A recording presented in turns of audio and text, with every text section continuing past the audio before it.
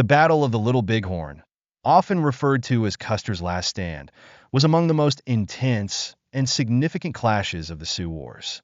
Colonel George Custer and his troops were outmatched from the very beginning. Beneath skies darkened by the chaos of smoke, relentless gunfire, and a storm of arrows, 210 soldiers of the U.S. Army's 7th Cavalry, led by Lieutenant Colonel George Custer, faced off against thousands of Lakota Sioux and Northern Cheyenne warriors on June 25, 1876, near the Little Bighorn River in what is now Montana. This encounter was part of the broader conflict over control of the Western Territories, collectively referred to as the Sioux Wars. Within the span of less than an hour, the Sioux and Cheyenne decisively overpowered the U.S. forces, annihilating Custer and his men. Though history often labels this event as Custer's last stand, the truth is that Custer and his soldiers stood little to no chance from the outset. The early life and career of George Armstrong Custer, born in Ohio in 1839, George Armstrong Custer initially pursued a career in education, earning a teaching certificate in 1856. However, his aspirations extended far beyond the classroom. In 1857, he entered the prestigious U.S. Military Academy at West Point, where he graduated last in his class in 1861. Despite this unremarkable academic standing, Custer distinguished himself during the Civil War, serving in the Union Army's cavalry. His bravery and leadership were evident in pivotal battles such as the First Battle of Bull Run and Gettysburg. By the war's conclusion, he had risen to the rank of Major General, commanding a cavalry division. Renowned for his resilience and fearless leadership, Custer often led his men into battle from the front lines. In 1866, he was promoted to lieutenant colonel and given command of the 7th U.S. Cavalry, taking a prominent role in the Plains Indian Wars.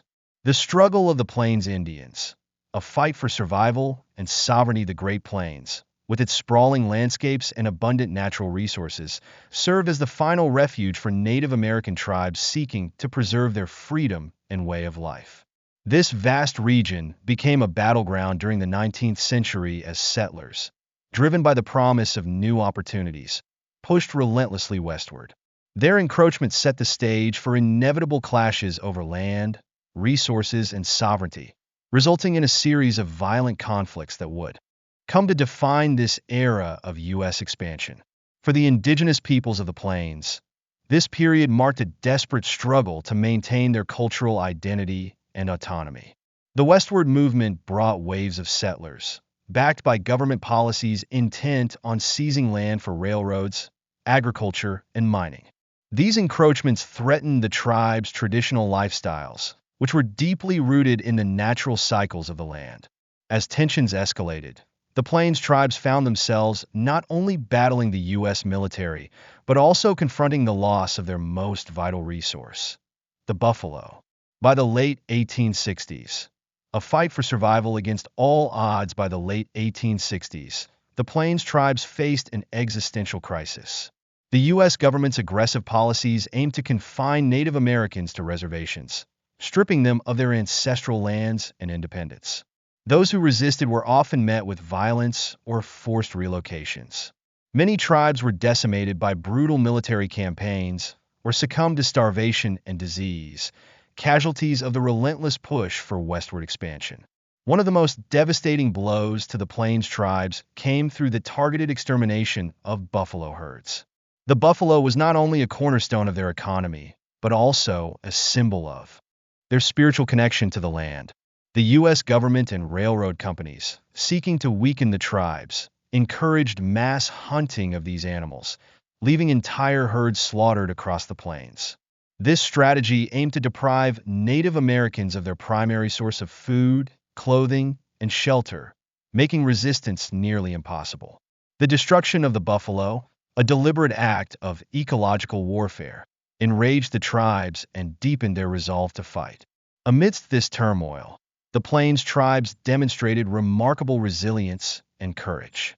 They launched fierce resistance campaigns, determined to defend their homelands against insurmountable odds. Leaders such as Sitting Bull, Crazy Horse, and others emerged as symbols of defiance, rallying their people to stand firm against the encroaching forces. These battles were not just struggles for survival, but also acts of resistance against the erosion of their cultural heritage and sovereignty. The arrival of Custer, a turning point in the Plains Wars. By the time Lieutenant Colonel George Armstrong Custer arrived on the plains in 1866, the conflict between the U.S. Army and the Native American tribes had reached a critical juncture. Custer, a controversial and ambitious officer, quickly became a prominent figure in the Indian Wars. Tasked with subduing the Plains tribes, he led a series of aggressive campaigns designed to assert U.S. dominance over the region. Custer's early operations were emblematic of the broader U.S. strategy: show no mercy, instill fear, and force Native Americans into submission. However, the tribes, though outnumbered and outgunned, refused to capitulate. Their knowledge of the land and their unity in the face of a common enemy enabled them to achieve significant victories, even as the U.S. government ramped up its efforts to crush their resistance. By the late 1860s, the War on the Plains had transformed into a bitter and unrelenting struggle. For the Native Americans, it was a fight for survival, freedom, and the preservation of their culture. For the U.S. government, it was an opportunity to expand its reach and claim dominion over the western frontier. This clash of civilizations would come to a head in battles like the infamous confrontation at Little Bighorn, where Custer's ambition met the unyielding resolve of the Plains tribes. The story of the Plains tribes and their resistance remains a testament to the strength of indigenous communities in the face of overwhelming adversity. While the U.S. expansion ultimately led to the loss of much of their land and autonomy, their fight continues to inspire movements for indigenous rights and the preservation of cultural heritage to this day. Custer's court-martial and redemption. Custer's first military assignment was a campaign of intimidation and destruction against the Plains tribes, designed to instill fear and force submission. However, his career faced a significant setback when he deserted his post to reunite with his wife. Court-martialed and suspended from duty in 1867, Custer's military future seemed uncertain. Yet, the Army soon found itself in need of his leadership. Reinstated in 1868, he resumed his command with renewed fervor, leading a ruthless attack on a Cheyenne village under Chief Black Kettle. This operation solidified his reputation as a relentless and controversial figure in the Indian Wars. Encounters with Sitting Bull and Crazy Horse in 1873, Custer crossed paths with the legendary Lakota leaders Sitting Bull and Crazy Horse during a skirmish near the Yellowstone River. This marked the beginning of a rivalry that would ultimately culminate in his death. Meanwhile, the U.S. government had recognized the Black Hills of South Dakota as part of the Great Sioux Reservation in the Fort Laramie Treaty of 1868. However, the discovery of gold in 1874 shattered this agreement. Greed for gold led the government to violate the treaty, tasking Custer with the mission of relocating all Native Americans in the area by January 31st, 1876. The Battle of the Little Bighorn. To enforce this directive, the U.S. Army deployed 3 columns of troops to round up the Plains tribes and force them back onto reservations. Custer's 7th Cavalry formed part of this campaign. Disregarding orders to wait for reinforcements, Custer launched a daring surprise attack on June 25, 1876.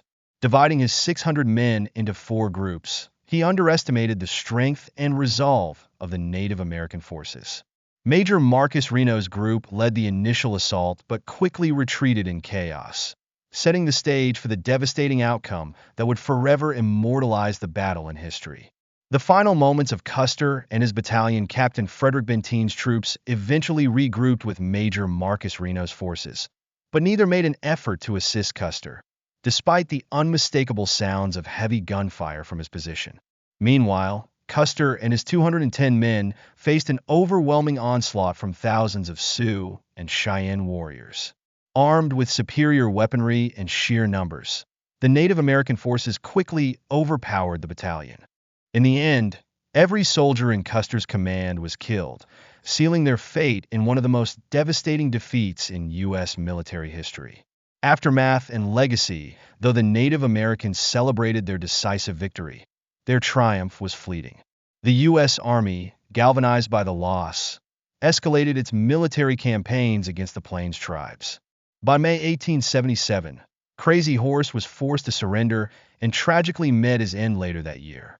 Sitting Bull, another iconic leader of the resistance, surrendered in 1881 and lived on the Standing Rock Reservation until his death in 1890. Ultimately, the majority of Plains tribes were confined to reservations, their independence crushed under relentless government pressure. The Battle of the Little Bighorn remains a subject of intense debate. Many blame Custer's perceived arrogance for the disaster, accusing him of recklessly leading his men to their deaths. Others argue that Reno and Benteen's failure to come to his aid played a crucial role in the tragic outcome. Regardless of where the blame lies, the battle stands as one of the most iconic and controversial events in U.S. history. Custer's legacy and memorialization. Custer's wife, Libby Custer, devoted her life to reshaping her husband's legacy, portraying him as a courageous hero who met his end with honor.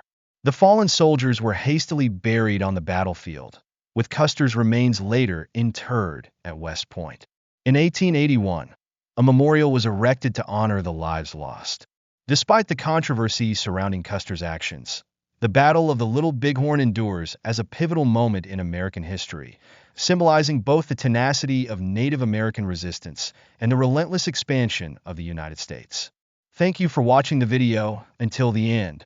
Don't forget to hit like, subscribe, and turn on notifications so you won't miss any new videos from us. What do you think about today's topic? Leave your thoughts in the comments below. And if you found the video helpful, feel free to share it with your friends and family. We hope you had a great time. See you in the next video with even more exciting content. Make sure to subscribe so you don't miss out.